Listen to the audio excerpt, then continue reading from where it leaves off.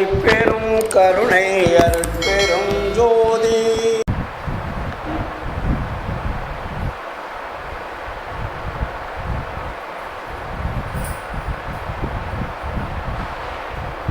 அருட்பெரும் ஜோதி அருட்பெரும் ஜோதி தனிப்பெரும் கருணை அருட்பெரும் ஜோதி.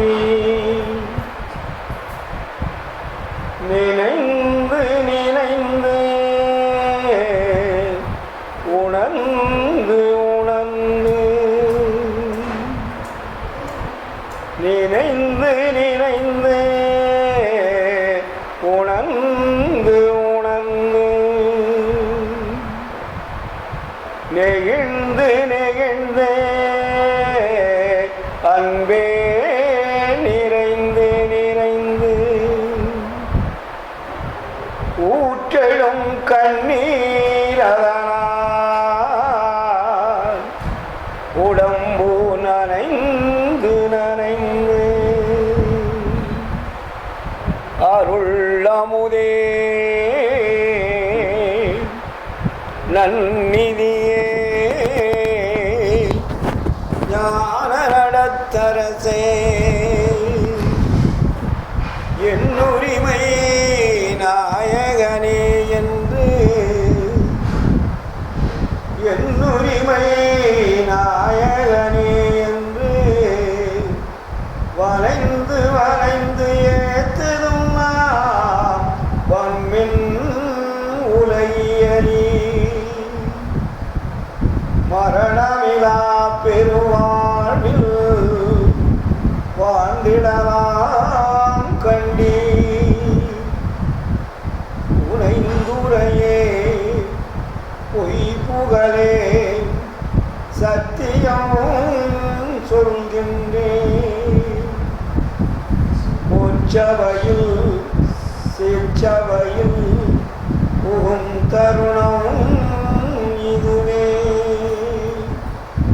புகும் தருணம் இதுவே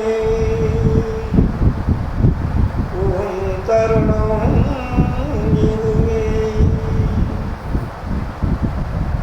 அருட்பெரும் ஜோதி அருட்பெரும் ஜோதி தனிப்பெரும் கருணை அருட்பெரும் ஜோதி.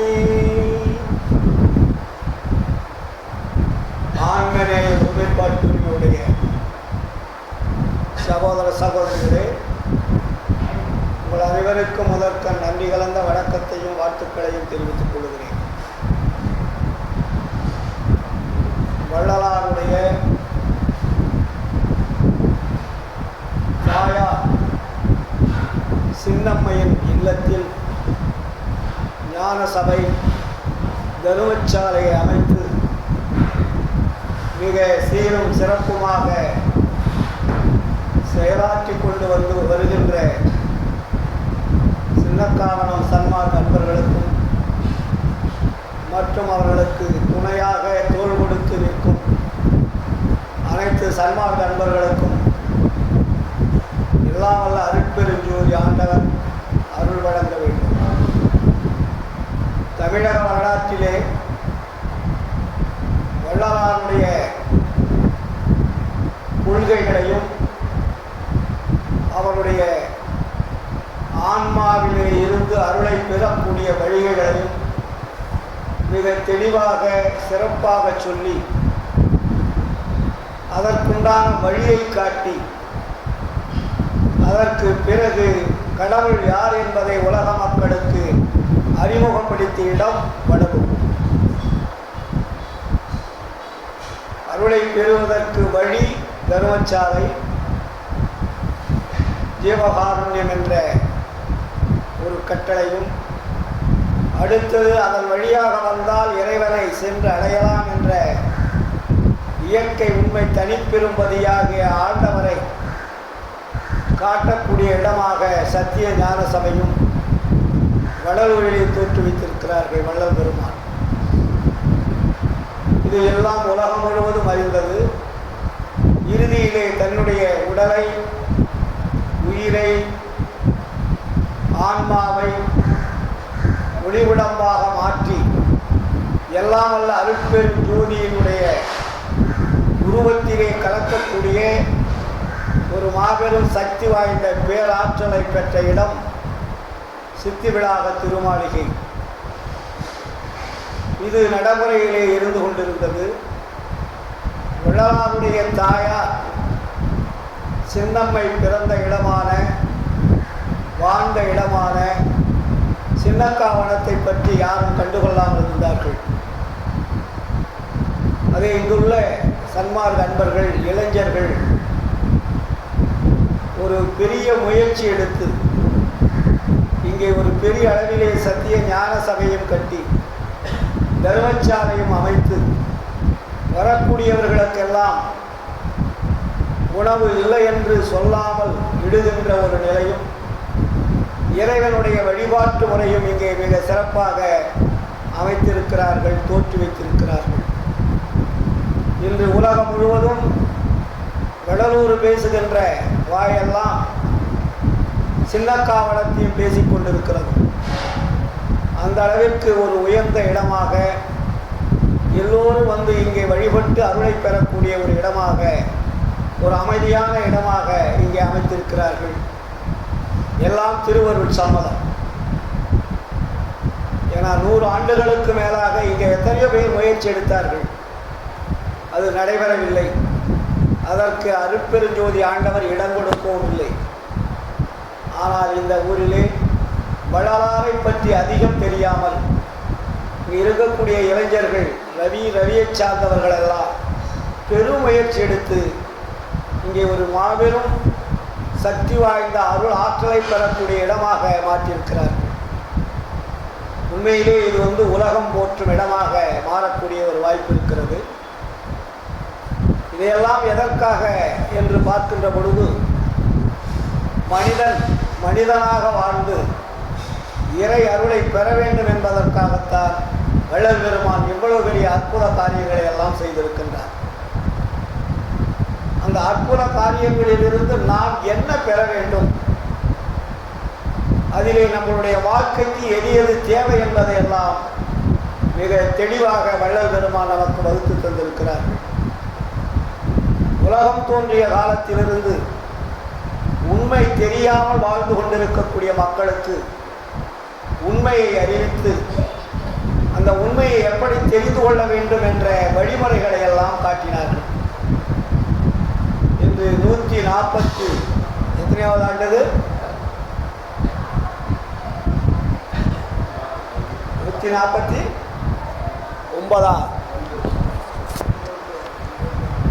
195 ஆண்டுகளாகிறது வள்ளல் பெருமான் இந்த உலகத்திற்கு வருகை புரிந்து. 200 ஆண்டுகளை தொடப்போகிறது. அவர் 51 ஆண்டிலே இறைவனுடைய அருளை பெற்றார், முழுமையான அருளை பெற்றார், சித்தி அடைந்தார்.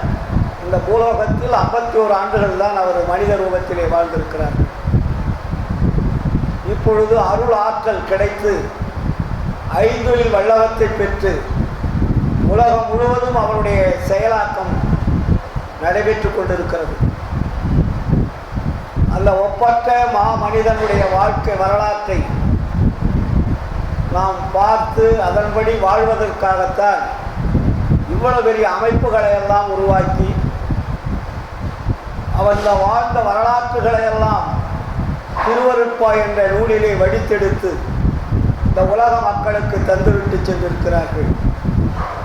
எங்கும் செல்லவில்லை, யார் யார் என்ன செய்கிறார்கள் என்று பார்த்து கொண்டிருக்கிறார். நாம் எல்லாம் கவனமாக இருக்கக்கூடிய ஒரு நிலை வேண்டும். வள்ளலார் நம்மை ஒவ்வொருவரையும் பார்த்து கொண்டிருக்கிறார். யார் யார் என்ன செய்து கொண்டிருக்கிறார்கள், நாம் சொல்லியதை எப்படி கேட்கிறார்களா, கேட்கவில்லையா, அதன்படி வாழ்கிறார்களா, வாழவில்லையா, இல்லை இவர்களை நம்பி பிரயோஜனம் இல்லை, இனி வரக்கூடிய புதிய நபர்களை கொண்டுதான் இந்த சன்மார்க்கத்தை உலகம் முழுவதும் கொண்டு செல்ல வேண்டுமா என்ற ஒரு நிலையிலே இப்பொழுது ஆண்டவர் செயலாற்றி கொண்டிருக்கிறார். ஏனென்றால் நாம் இன்னும் வள்ளலாருடைய வழித்தோன்றலாக வாழ்ந்து கொண்டிருந்தாலும் அவர் சொல்லிய அவர் காட்டிய சுத்த சன்மார்க்க அந்த புதிய நெறியிலே வாழ்க்கையை நாம் பின்பற்றாமல் தான் இருக்கிறோம். ஏதோ ஓரளவுக்கு நாம் செயலாற்றி கொண்டிருக்கிறோம் நம்மால் முடிந்த அளவு. ஆனால் அதிதீவிரமான முயற்சி இருக்கிறதா என்றால் யாரிடமே இல்லை. ஏன்னா வள்ளல் பெருமான் மிக தெளிவாக சொல்வார்கள், சாதாரண விதி, சிறப்பு விதி, பொது விதி, அதிதீவிர விதி. ஒவ்வொரு காலகட்டத்திலும் எப்படி எப்படி வாழ்ந்து நீங்கள் மேலேற வேண்டும். வள்ளலாருடைய வரலாறுகளை பார்த்தீங்கன்னா கதைகள் இருக்காது, கற்பனைகள் இருக்காது. கதை சொல்லி புரிய வைக்க வேண்டிய நிலை சன்மார்க்கத்திற்கு இல்லை. நேரடியான ஆன்சர், உனக்கு என்ன வேணும் வாங்கிக்க, நீ எப்படி வாழணும் வாழ்ந்துதான்.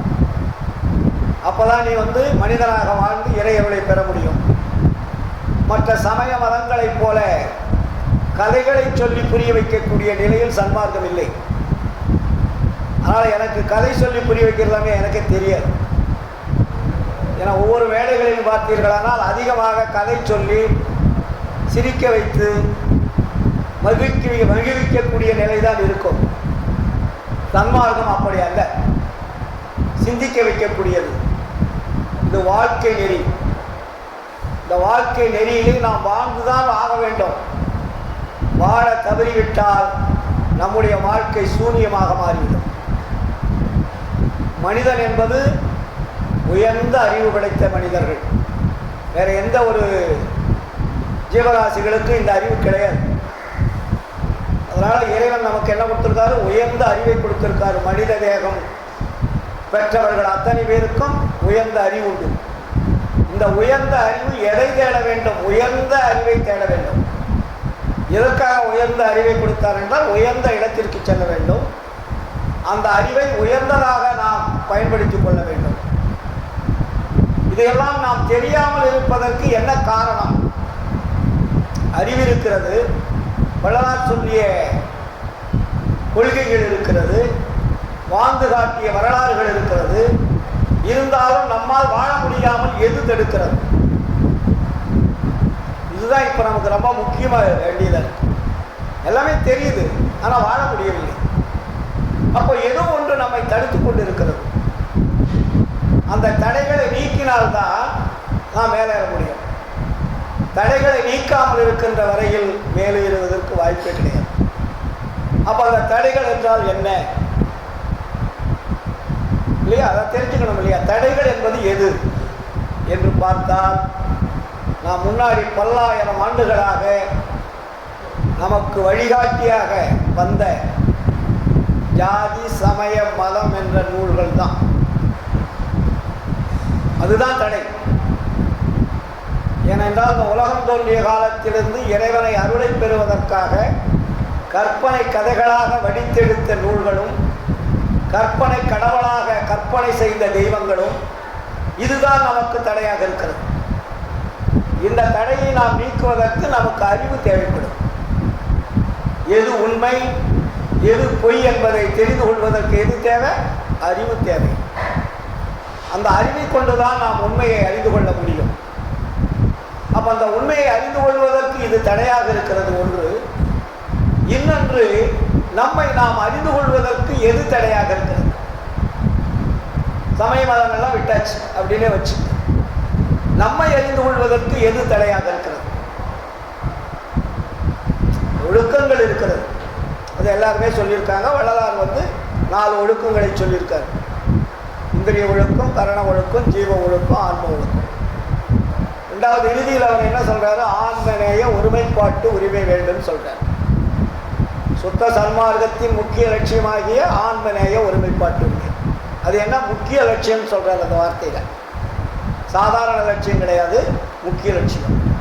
அப்ப அந்த ஆன்மநேய ஒருமைப்பாட்டு உரிமை என்பது ஏன் நமக்கு வரவில்லை? அதை நம்ம ரொம்ப ஆராய்ச்சி பண்ணால் தான் விட கிடைக்கும். ஆன்மன் என்றால் என்ன? நேயம் என்றால் என்ன? ஒருமைப்பாடு என்றால் என்ன? அதை தான் வள்ளலார் சொல்வார். நீ நீங்கள் உடம்பையும் உயிரையும் அறிந்து கொள்ளாதிருக்கின்ற வரையில் உங்களுக்கு ஆண்மனை ஒருமைப்பாட்டு உரிமை என்பது வராது. நம்ம சின்னக்காவனத்தில் இன்று சொற்பொழிவு செய்யக்கூடிய தலைப்பு என்ன கொடுத்துருந்தோன்னா, ஆன்மாவை அறிவது எப்படி. இதான் வாட்ஸ்அப்பில் ஃபேஸ்புக்கெல்லாம் நான் போட்டிருந்தேன். இன்னைக்கு தலைப்பு ஆன்மாவை அறிந்து கொள்வது எப்படி. ஆன்மாவை அறிந்து கொள்ளாமல் நீங்கள் எதையுமே செய்ய முடியாது. எந்த முயற்சிக்கும் பலன் கிடைக்காது. இதைத்தான் வள்ளலார் சொல்வார், உடம்பு உரு வகையறி உயிர் வகையை அறி, உடல் மறுக்க உண்டு நிதம் உறங்குதற்கு அறிவி, மடம்புகு பேய் மனத்தாலே மயங்குகின்றீர், மனத்தை வசப்படுத்தும் வழிதுறை கற்றறி, இடம்பெறு பொய் வாழ்க்கையிலே இன்பம் துன்பம் அடுத்தே எண்ணி எண்ணி இழக்கின்றீர் ஏழை உலகீரே, நடம்புரியன் தனித்தந்தை வருகின்ற தருணம் இது, நன்னியது நன்னுமினோ புண்ணியம் சார்பீனே என்று சொல்லுகிறார். உடம்பு வந்த வழியும் உயிர் வந்த வழியும் தெரியாமல் இருக்கின்ற வரையில் உங்களுக்கு ஆன்மநேய ஒருமைப்பாட்டு உரிமை வராது. ஜீவகாருண்யம் ஆன்ம லாபத்தை கொடுக்கக்கூடிய ஆன்ம நெகிழ்ச்சி, ஆன்ம உருக்கம் வரும். ஜீவகாரத்தில் என்ன வரும்? ஆன்ம நெகிழ்ச்சி, ஆன்ம உருக்கம். இது ரெண்டும் நமக்கு கிடைக்கும். என்ன எதை செய்தால் கிடைக்கும்? மனிதனுக்கு வரக்கூடிய துன்பங்கள்னு ஒரு பட்டியல் போட்டார். பசி, பிணி, தாகம், இச்சை, எளிமை, பயம், கொலை. இந்த ஏழும் ஒவ்வொரு மனிதனுக்கும் வந்து கொண்டே இருக்கும் இல்லையா? இதை நீக்குவதற்கு தான் ஜீவகாருண்யம் பேர். ஜீவகாருண்யம் என்றால் ஜீவர்களுக்கு ஏற்படக்கூடிய அவத்தைகளை, துன்பங்களை, எந்த வகையாவது அவருடைய துன்பங்களை போக்கக்கூடியதுக்கு பேர் தான் ஜீவகாருண்யம். இப்போ நம்ம சாப்பாடு தான் போடுறோம், எல்லா சங்கங்களையும் என்ன போடுறோம்? சாப்பாடு போடுறோம். ஏன்னா அதுக்கும் வள்ளலார் என்ன சொல்றாரு? அது பசி பிணின்னர். பசி என்று சொல்லவில்லை, பசி பிணி. எல்லாத்த விட ரொம்ப கொடூரமானது அது. அதனால தான் அதுக்கு பசி பிணின்னு பேர் வச்சார். பசி பிணியை நம்ம போக்குறோம். அதை போய்கிட்டால் மற்றதெல்லாம் மக்களுக்கு தேவைப்படுது. மக்களுக்கு தேவைப்படுது என்ன? பிணி, தாகம், இச்சை, எளிமை, பயம், கொலை, 7 விதமான துன்பங்கள். இந்த துன்பங்களை நம்மால் போக்க முடிகிறதா என்றால் போக்க முடியவில்லை. பசி மட்டும்தான் போக்கிட்டு இருக்கோம், மற்றதை நம்மால் போக்க முடிவதில்லை. ஏன் முடியறதில்லை அப்படின்னா, நமக்கு என்ன முடியுமோ அதை தான் நம்ம செய்யணும். அதுக்கு மேலே நம்மளால் முடியல. ஒருத்தர் நோய் வந்துருச்சு, போய் தீர்க்கிறோமா? யோசனை பண்ணணும். ஒரு இச்சைன்னா கிடைக்காதது கிடைக்கவில்லை என்று, கிடைப்பது கிடைக்கவில்லை என்று ஏங்கி நிற்பது பேர் இச்சை. ஒரு திருமணம் நடக்கலை, அவன் ரொம்ப கஷ்டப்பட்டுக்கிட்டு அந்த ஆசை நிறைவேற்ற முடியலன்னு இருப்பான், இச்சை. ஒரு பையனுக்கு படிப்பு பணம் இல்லை, பணம் இல்லாமல் தவிப்பான். குடும்பத்தில் வறுமை இல்லாத தவிப்பான். இச்சைகள். எளிமை என்பது ரொம்ப வறுமை, ரொம்ப கீழ்த்தரமான கீழ்நிலையில் இருக்கக்கூடிய வறுமைக்கு பேர் எளிமை இல்லைங்களா? பசி, பிணி, தாகம், இச்சை, எளிமை. தாகம்ன்றது அவங்களுக்கு என்ன ஏக்கம் இருக்கிறதோ அதுக்கு பேர் தாகம்னா தண்ணி குடிக்கிறதுன்னு அல்ல. தாகம் அவங்களுக்கு ஏதோ ஒன்று நினைச்சு கிடைக்காம இருக்கும். அந்த தாக்கத்தை, அந்த ஏக்கத்தை போகுவதற்கு பேர் தாகம். கொலை யாராவது போய் செய்கிறவங்களை நிறுத்தி இருக்கிறோமா? ரோடு பூரா கசாக்கடை இருக்கு. நம்ம சன்மாரிகள் அதை ஒன்று சேர்ந்து, இல்லை இதெல்லாம் செய்யக்கூடாது, ஒத்தனா போனால் திட்டுவான், அடிப்பான், வதைப்பான். நம்ம எல்லாம் இது ஒரு அறிவுரை சொல்லி, ஐயா அது மாதிரி ஒரு உயிர்கொலை, இந்த உயிர்கொலையை செய்யாதீங்க, இதனால் உங்கள் குடும்பம் வளர்ச்சி அடையாது, இது வள்ளலாருடைய பெருந்தருடையினால சொல்லியிருக்காரு அப்படின்னு நம்ம அடுத்தடுத்து அவங்களுக்கு சொல்லி இங்கே வர வச்சு அவங்களுக்கு உண்டான மாற்று தொழிலை மாற்றி கொடுத்தா தான் அது நிற்கும். நீங்கள் கடை வெட்டி நீ வந்து கசாப் கடை வைக்காதனாக்கா அவன் என்ன வைக்க போவான் பழைக்கிறதுக்கு. அதே வந்து பாரம்பரியமாக வந்துருச்சு. அப்போ என்ன பண்ணோம், அவனுக்கு உண்டான தொழிலை வேறு வகையில் மாற்றி கொடுக்கணும். இந்த வருமானம் வர்றதை விட நான் வேறு வருமானத்துக்கு வழி காட்டுறேன், இதை விட்டுருங்க அப்படின்னு சொல்லி இதையெல்லாம் சன்மார்க்கர்கள் செய்தால் கொலை கொஞ்சம் நிற்கும். சாப்பிடாதீங்க தப்பு அப்படின்னா அது ஏதோ ஒரு சிலர் புரிஞ்சுக்குவாங்க, மற்றவங்க புரிஞ்சுக்க மாட்டாங்க. இப்போ தென்னாப்பிரிக்காவிலேருந்து இன்றைக்கி காலையில் தான் செய்தி வந்தது. அவர் மாநாட்டுக்கு வராரு தம்பதியரோட. அந்த தம்பதியர் வள்ளலாருடைய கொள்கையில் ரொம்ப ஈடுபாடு உள்ளவர்கள். அவர் அங்கே என்ன பண்ணுறாருன்னா, கசாப் கடைக்கு இந்த கிடா வெட்டுறதுக்கு இடத்துக்கெல்லாம் போவாராம். ஐயா, உயிரை அதை கொள்ள வேண்டாம், அதுக்கு பதிலாக உயிரை எடுத்துங்கன்னு சொல்லுவாராம். அந்த உயிரை கொள்ளாதீங்க, அப்படி உங்களுக்கு அந்த உயிரை கொண்டு தான் உங்களுக்கு லாபம் கிடைக்குதுன்னா உயிரை கொள்ளுங்கன்னு தலையை முன்னாடி நீட்டி வர இப்போ மாநாட்டுக்கு. அவர் அந்த அன்பர்கள் அவங்க ஃபேமிலியோடு வராங்க. அப்போது அந்த இரக்கம் என்பது அங்கே வருகின்ற பொழுது அவனை அதை பார்த்து நிறுத்திடுவான். வெட்டாதன்னா கோவம் வரும். அதுக்கு பதிலாக என் உயிரை எடுத்துக்கப்பா, இதா என் தலையை வெட்டிக்கோ அப்படின்னு போய் நிற்பான். இப்படியே அங்கே பல பேர்களை அவர் மாற்றியிருக்கிறார். இது சன்மார்க்கத்தினுடைய. ஏன்னா இதெல்லாம் நமக்கு எப்படி இந்த பழக்க வழக்கம் வந்தது? சமயத்தினால்தான் வந்தது, மதங்களினால்தான் வந்தது. சாதாரணமாக வந்த பழக்கம் இல்லை. இது மனிதன் அவனே திடீர்னு போய் ஒரு கசாப் கடை வச்சானா வைக்கல. கடவுளின் பெயரால் எப்பொழுது உயிர் பலி கொடுப்பதற்கு உண்டான ஒரு சம்பிரதாயங்களை இந்த நாட்டிலே உற்பத்தி செய்தார்களோ அதிலிருந்து வந்தது. நம்ம எல்லா மதங்களையும் சார்ந்ததுக்கு காரணம் என்ன? ஒரு கொடூரமான கொலையை செய்துவிட்டு இறைவனிடத்தை பாவ மன்னிப்பு கேட்டால் பாவத்தை தீர்த்து விடுவாரா இறைவன்? பைபிள் சொல்லுது. எந்த இடமாக இருந்தாலும் ஒரு உயிரை கொன்று தின்பது பாவம் என்று சொன்னவர் வள்ளலார். இஸ்லாமத அதே செய்யுது. ஆலயத்தில் வெட்டாத, வெட்டிட்டு போய் மட்டனை பிரியாணி செஞ்சு போடுவது. அவங்க கோயிலில் போய் வெட்ட மாட்டாங்க. அப்போ ஒரு உயிரை கொண்டுதான் உயிரை வளர்க்க வேண்டும் என்பது இறைவனுடைய சட்டத்தில் இடம் கிடையாது. இதெல்லாம் எப்படி வந்தது என்று பார்த்தோமானால் சமய மதங்களுடைய கொள்கைகளினால்தான் வந்தது. இதைத்தான் வள்ளலார் சாடுறார். நீ இறந்தவனை எழுப்புகின்ற ஆற்றல் படைத்தவனாக இருந்தாலும், ஒரு ஆணை பெண்ணாக மாற்றி பெண்ணை ஆணாக மாற்ற சித்தி பெற்றவனாக இருந்தாலும், உன்னுடைய மனதால் புலால் தின்பதாக நினைத்தால் அந்த அவனை ஞானின்னு சொல்லாதான்ட்டார் வள்ளலார். அவனுக்கு எவ்வளவுதான் சித்து வந்திருந்தாலும் கூட ஒரு உயிரை கொன்று தின்னலாம் நினைத்தா போதும்ட்டார். நீ வெட்ட வேண்டாம், சாப்பிட வேண்டாம், மனதால் நினைத்தால் கூட அது ஒரு பெரிய பாவம் சொன்னவர் வள்ளலார். அப்ப இதையெல்லாம் இந்த நாட்டிலே பரவ விட்டது யார் என்று பார்த்தோமானால் சமயங்கள், மதங்கள், ஜாதிகள் தான். அதற்குண்டான அவருடைய சட்ட திட்டங்கள். இதைதான் வள்ளலார் நமக்கு சொல்றாரு. சுத்த சன்மார்க்கத்தின் முக்கிய தடைகளாகிய போட்டார். தினமும் நம்ம வழிபாடு சொல்லிட்டு தான் இருக்கோம் இல்லையா? வழிபாடு முடிஞ்சோடனே பாட்டு என்ன சொல்றோம்? எல்லாம் வல்ல அருட்பெருஞ்சோதி ஆண்டவரே அப்படின்னு சொல்லிட்டு அடுத்தது என்ன சொல்றோம்? சுத்த சன்மார்க்கம் எது தடை? சுத்த சன்மார்க்கத்தின் முக்கிய தடைகளாகிய, சாதாரண தடை இல்லை, முக்கிய தடைகளாகிய சமயங்கள், மதங்கள், மார்க்கங்கள் என்பவற்றில் ஆச்சார சந்தர்ப்ப விகற்பங்கள் எங்கள் மனதில் பற்றாமல் இருக்க வேண்டும். அதுக்கப்புறம் என்ன சொல்ற? வருடம் ஆசிரம் முதலிய உலகாச்சார கொண்டாடுறாங்க. உலகாச்சாரம் கொண்டாதான்.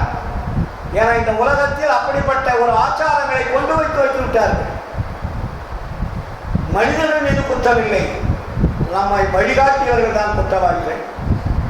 ஆனால் வழிகாட்டியவர்கள் தான் வளராட்டிட்டார், நம்மளை திட்டல. இதை ஈரோடு கதிர்கள் சொன்னான்னா இவன் ஜாதி சமய மதங்கள்லாம் எப்படி திட்டிகிட்டே இருக்கிறான்னு என்ன சொல்றாங்க. எனக்குன்னா அவங்க மேல எனக்கு என்ன வெறுப்பா என்ன? என் அடிப்படை வேறு அங்கதான் இருக்கு. அந்த வேற குடியை தூக்கி எறிட்டார். குடியில போட்டு புதையிடாங்க. சமய சாத்திரம் எல்லாம் குப்பைகள்.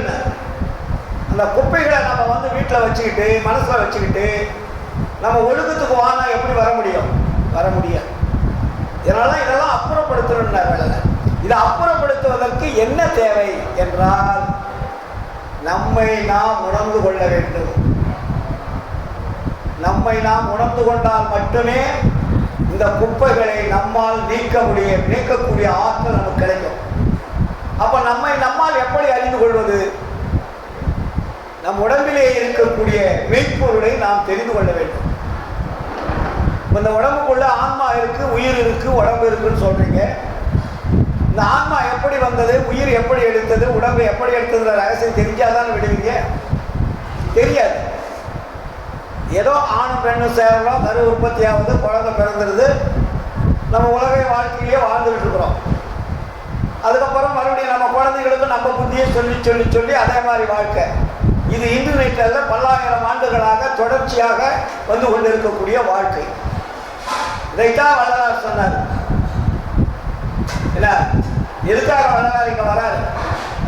வள்ளலார வந்தார். இந்த உலகத்தை படைத்தவன், ஆன்மாவை அனுப்பியவன், எல்லாம் வல்ல தனித்தலைமை பெறும்படி இந்த உலகத்திலே தோன்றிய சமயங்கள் மதங்கள் எல்லாம் சமுதாயத்தை அழித்துக் கொண்டிருக்கிறது. அவர்களெல்லாம் வெளிப்படையான உண்மையை சொல்லாமல் மறைத்து வைத்து விட்டார்கள். எப்படியா? அதற்கு என்ன பண்றார் ஆண்டவர்? ஒரு புதிய பக்குவம் உள்ள ஆன்மாவை இந்த உலகத்திற்கு அனுப்பி வைக்கிறார். இது முன்னாடி எல்லா ஆன்மாவும் வந்திருக்கு. இந்த உலகத்தில் இருக்கக்கூடிய எல்லா உயிர்களிலும் ஆன்மா இருக்கு. ஆன்மா இல்லாத இடம் இல்லை. ஆன்மா இல்லை என்றால் உயிர் இயங்காது, உடம்பு இயங்காது. ஆன்மா இருக்கின்ற இடம் பூரா இயங்கிக் கொண்டிருக்கிற இடமா இருக்கும். அது பூரா உயிர் உள்ள இடம் தான் ஆன்மா இருக்கும். உயிர் இல்லாத இடத்துல ஆன்மா இருக்காது. ஏன்னா சமயவாதிகள்லாம் என்ன பண்ணாங்க? கல்விலையும் மண்ணிலையும் செம்புலையும் கடவுள் இருக்கான்னு சொல்லிட்டு போயிட்டான். வள்ளலார் அப்படி சொல்லலை. உயிருள்ள இடத்தில் மட்டும்தான் ஆன்மா இருக்கும். உயிருள்ள ஜீவர்களை இயக்குவது எதுன்னா ஆன்மா. உயிர் இல்லாத இடத்துல ஆன்மா இருக்காது. ஜடம்னு பேரு, மெட்டீரியல். அந்த மெட்டீரியலை போய் நீங்க கடவுள் இருக்காரு, ஆன்மா இருக்குன்னு சொன்னா அபத்தம். அவனுக்கு கல்வி சம்பளம் கடவுள் இருக்குன்னு சொல்லிட்டு போயிட்டான். நம்மளும் அதை நம்பிட்டு தான் இருக்கிறோம். இதுக்கு தெரிஞ்சுக்கிறது நமக்கு என்ன வேணும்னா அறிவு வேணும். அறிவு தெளிவு இல்லை என்றால் இதையெல்லாம் நாம் புரிந்து கொள்ள முடியாது. அதனால அந்த இறைவன் மாபெரும் சக்தி வாய்ந்த பேராற்றல், இந்த பல கோடி அண்டங்களை படைத்த இறைவன் தான் வள்ளலார் அனுப்பி வைக்கிறார். வள்ளலார் தானா வரல. நம்மள மாதிரி ஆண் பெண் உறவினால் வந்தவர் அல்ல வள்ளலாறு. இறைவனால் அனுப்பி வைக்கப்பட்டவர். அதெல்லாம் அவரே சொல்லுவார். அகத்தே கருத்து. எதுக்காக வராருங்க? அகத்தே கருத்து புறத்து வெளுத்திருந்தேன்னு போட்டார். அப்ப என்ன இருக்கு? அகம் கருத்து இருக்கிறது, புறம் வெளுத்து இருக்கிறது. அப்ப எங்க வெளுத்து இருக்கணும், எங்க கருத்து இருக்கணும்? அகம் வெளுத்து இருக்கணும், புறம் கருத்து இருக்கணும். இங்க அப்படி தலைகளா இருக்கு. அதனாலதான் வள்ளலார் அந்த பாடலை யூஸ் பண்ணார். அகத்தே கருத்து புறத்து வெளுத்திருந்த உலகர் அனைவரையும் டோட்டலா சகத்தை திருத்தினார். சகத்தை சரிச்சு எங்க கொண்டு வைக்கணுமா? சன்மார்க்க சங்கத்தை அடைவித்திட இகத்தே பரத்தை பெற்று மகிழ்ந்திடுதற்கென்றே எனை இந்த உகத்தே இறைவன் வருவிக்க விட்டேன். அதோட நிறுத்தலாம்ல. அருளை பெற்றேன். அருளை பெறவில்லை என்றால் இந்த உலகத்தை மாற்ற முடியாது. இறைவன் அனுப்பிச்சிட்டாரு. இப்ப நான் சன்மார்க்கிட்ட ஆயிட்டேன்னா நம்ம வந்து எல்லாரும் திருத்த முடியாது. நாம் எல்லாம் அருள் உள்ளவர்களாக மாறினால்தான், உண்மை உள்ளவர்களாக, நேர்மை உள்ளவர்களாக, ஒழுக்கம் உள்ளவர்களாக, ஜீவகாருண்ய தயவு உள்ளவர்களாக மாறினால்தான் மற்றவர்கள் சொல்வதை கேட்பாங்க. இல்லாட்டி பொண்டாட்டி கூட நம்ம பேச்சு கேட்க மாட்டாங்க. ஒருவர் நாம் சொல்லுகின்ற சொல் மற்றவர்கள் கேட்கிறதற்கு என்ன தகுதி வேணும் என்பதை நாம் முதல் புரிந்து கொள்ள வேண்டும். நம்ம சொல்லி அவன் கேட்கலையா அப்படின்னா என்ன அர்த்தம்? நம்மக்கிட்ட அந்த தகுதி இல்லைன்னு அர்த்தம். நம்ம சொல்லி அவன் கேட்குற தகுதியில நம்ம வாழலை. புரியுதுங்களா? ஏன் நம்ம வள்ளலார் சொல்ல எல்லாரும் கேட்குறோம்? அந்த தகுதி அவர் பெற்றார்.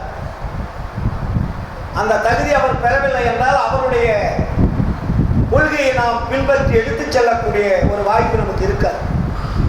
ஏன்னா அவ்வளவு பெரிய உண்மைகளை எடுத்து வெட்ட வெளிச்சமாக்கி போயிட்டார். எத்தனை ஆண்டுகள் ஆச்சு? 195 ஆண்டுகள் ஆச்சு வந்தவருடைய நோக்கத்தை சொல்றேன். அப்ப நம்ம இப்போ சன்மானிகளாக இருக்கக்கூடிய நாம் என்ன செய்யணும்? நம்மை நாம் புரிந்து கொள்ள வேண்டும்.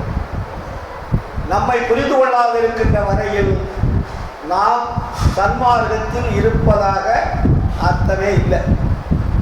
ஏதோ சமய மதங்கள் கூட்டம் கொடுத்து நம்மளும் கூட்டம் பிடிக்கிறோம். அவங்களும் சோறு போடுறாங்க, நம்மளும் சோறு போடுறோம். அவங்க உருவத்தை வழிபாடு பண்ணாங்க, நம்ம ஒளியை வச்சிருக்கோம். அவ்வளோதான் வித்தியாசம். நம்ம என்ன மாறி இருக்குன்னா அந்த உருவம் இங்கே ஒளி, இதுதான் மாற்றிருக்கோம். ஆனால் வாழ்க்கை தரத்தில் நம்மை மாற்றியுள்ளோமா என்றால் மாற்றவில்லை. எல்லாத்தையுமே நம்ம சமய மதங்களில் தான் இருக்கப்போ. சன்மார்க்கம் என்ற அட்ரஸிற்கு நம்மளுடைய எண்ணங்கள், செயல்கள், சொல்கள் எல்லாம் சமயத்தை சார்ந்ததாகவே இருக்கு. சமயம் சாராக எதையுமே நீங்க செய்யறதுக்கு வாய்ப்பே இல்லை. நம்ம சன்மார்க்கம்னு மாற்றிக் கொள்வதற்கு ஒண்ணுமே கிடையாது.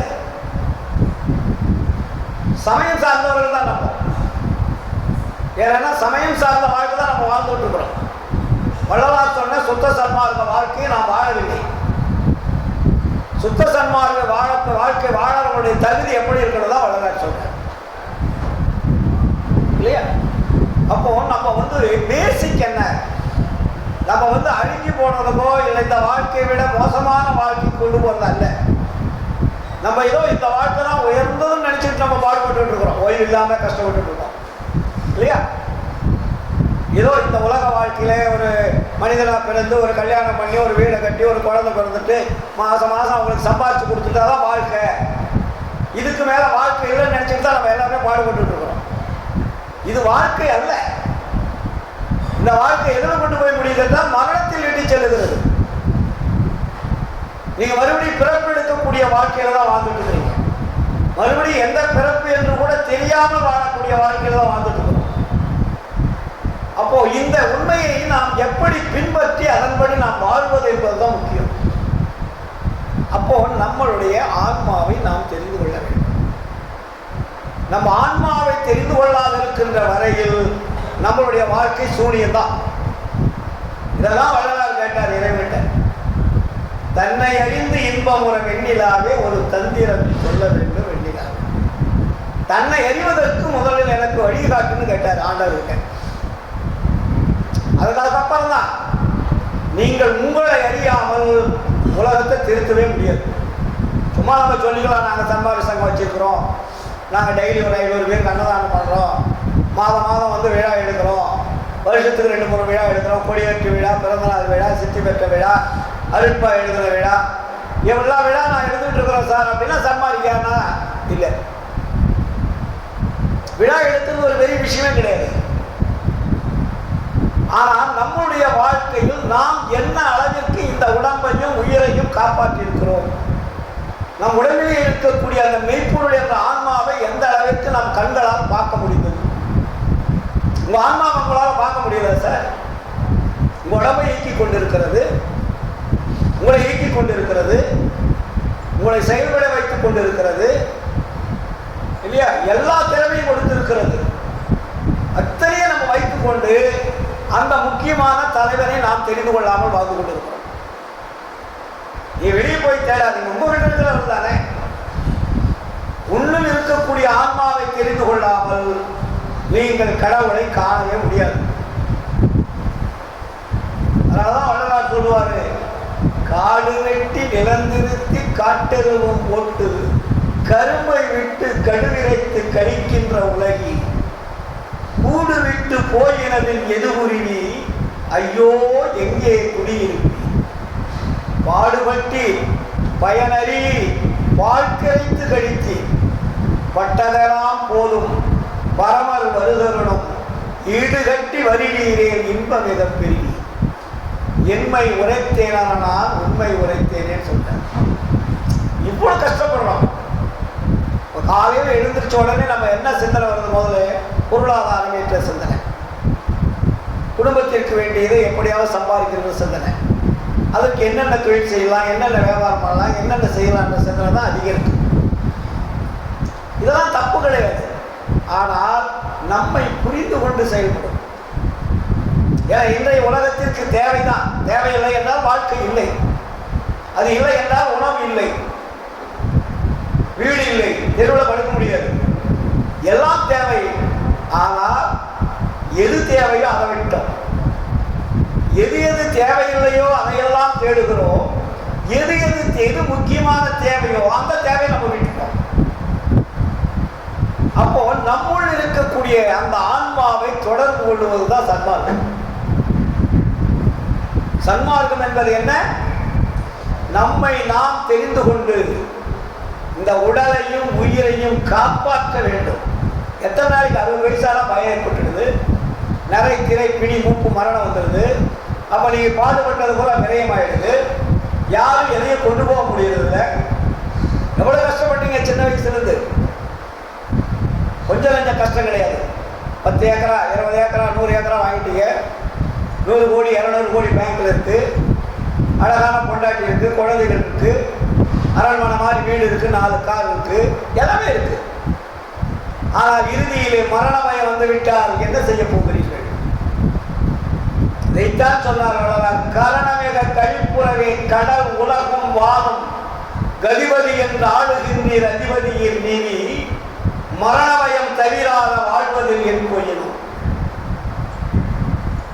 எவ்வளவுதான் அந்த உலகத்தை ஆளக்கூடிய சக்கரவர்த்தியாக இருந்தாலும், காட்டவன் ஆளுறேன், நாட்டை ஆளுறேன், கடலை ஆளுகிறேன், மண்ணை ஆளுகிறேன், கிரகங்களை ஆளுகிறேன், வானத்தை ஆளுகிறேன் என்று எத்தனை ஆட்சியாளர்களாக இருந்தாலும், ஆளும் சக்தியை படைத்தவர்களாக இருந்தாலும், மரண பயம் வரும்போது என்ன செய்ய போகிறீர்கள்? மரண பயம் தவிராது வாழ்வது என் பயணம். திறனமும் ஓர் 5 வயதை செய்ய ஒளிவழங்கும் சித்தி உர நிலவோங்கும் உத்தம சிச்சவையில் சரணம் இலக்களித்து எனையும் தானாக்க எனது தனித்தந்தை வருகின்ற தருணம் இதுதான். என்ன ஆன்மாவை அறிந்த உடனே ஆன்மாவனுடைய தலைவனை வரவழைத்தவர் வள்ளலார். எங்க? சித்தி விழாக திருமாளி. உங்களை அறிந்தால்தான் இறைவன் உங்களிடம் வருவார். உங்களை அறியாத இருக்கின்ற வரையில் இறைவன் உங்களை தேடவும் மாட்டார், உங்களை நெருங்கவும் மாட்டார், வரவும் மாட்டார். ஏன்னா உலகத்திலேயே இறைவனை வரவழைத்த ஒரே ஒரு ஞானி வள்ளலார் தான். வேற யாருமே கிடையாது. இதெல்லாம் சொன்னாங்கன்னா அம்பக்கு கதைகளை கற்பனைகளை எவ்வளவு வேணாலும் சொல்லலாம். ஆனால் வள்ளல் பெருமான் மட்டும்தான் இறைவன் வள்ளலாரை தேடி வந்தார். மற்றவர்கள் யாருமே இறைவனை தேடி வந்த வரலாறுகளே கிடையாது. இவங்கதான் இறைவனை தேடி தேடி போனாங்க. எங்கெங்கேயோ போய் பூந்துக்கிட்டாங்க. புகையில பூந்தாங்க, கோயிலில் பூந்தாங்க, மண்ணில் பூந்தாங்க, நீரில் பூந்தாங்க, வானத்திலெல்லாம் பூந்தாங்க. பஞ்சபூதங்களில் பூவுவது ஒரு பெரிய வாழ்க்கை அல்லன்ட்டார் விடலை. ஆனால் இறைவனுடைய அருளை பெற்று இறைவனோட கலக்குவது தான் வாழ்க்கை. ஏன்னா நம்மளுடைய சித்தர்கள் நாயன்மார்கள்லாம் எத்தனை பேர் பஞ்சபூதங்களில் கலந்துருக்காங்க. பஞ்சபூதங்கள் என்பது என்ன? நீரில், நெருப்பில், ஆகாயத்தில், காற்றில், அக்னியில். ஆனால் அவங்களுக்கு மறுபடியும் பிறப்பு உண்டு. அவங்களுக்கு குறிப்பிட்ட காலம் அந்த அளவிற்கு அவங்களுடைய எனர்ஜி, அவருடைய அருள் எந்த அளவிற்கு இருக்கிறதோ அந்த காலம் முடிஞ்சோடனே மறுபடியும் ரிட்டர்ன் ஆகிடுவாங்க. ஆனால் நமக்கு அப்படி சொல்லலை வள்ளல. நீ இந்த உடம்பை நித்திய தேகமாக மாற்றிக்கொள்ளுங்கள். நீ வெளியே போய் மறைகிறதல்ல வாழ்க்கை. இந்த உடம்பை அழியாமல் பாதுகாக்கக்கூடிய வாழ்க்கை வாழ்றாங்க. அப்ப இந்த உடம்பு அழியாமல் இருக்கணுமா அப்படின்றால் இந்த உடம்பை மாற்ற வேண்டும். அழிக்காமல் மாற்றக்கூடிய ஒரு மாற்று வழிதான் வள்ளலார் சொன்னார். அதுதான் ஊன உடம்பே ஒளி உடம்பாக மாற்றும் வழி. இந்த ஊன உடம்பு என்பது ஒளி உடம்பாக மாறணும். ஒளி உடம்பு மாறினாதான் அது ஒளி உடம்புக்கு என்ன பேர் வச்சார் வள்ளலார்? அருள் உடம்புன்னு பேர். அருள் உடம்பு என்பது கண்ணுக்கு தெரியாது, இறைவனுக்கு அவருக்கு மட்டும்தான் தெரியும். பூத உடம்புலையும் கண்ணுக்கு தெரியாது. அருளுடம்பு நம்ம கண்ணுக்கு தெரியாது, அவங்களுக்கு உலகமே தெரியும். அருள் பெற்றவர்களுக்கு உலகம் பூரா வெட்ட வெளிச்சமா தெரியும். ஆனா நமக்கு தெரியாது, அவங்கள பார்க்க முடியாது. நீங்கள் அருளை பெற்று அந்த நிலைக்கு வந்தால் தான் நீங்க அவளை பார்க்க முடியும். நீங்கள் அவர்களாக மாறும்போது அவர்களை நீங்க பார்க்கலாம். அப்போ இறைவனாக தன்னை மாற்றி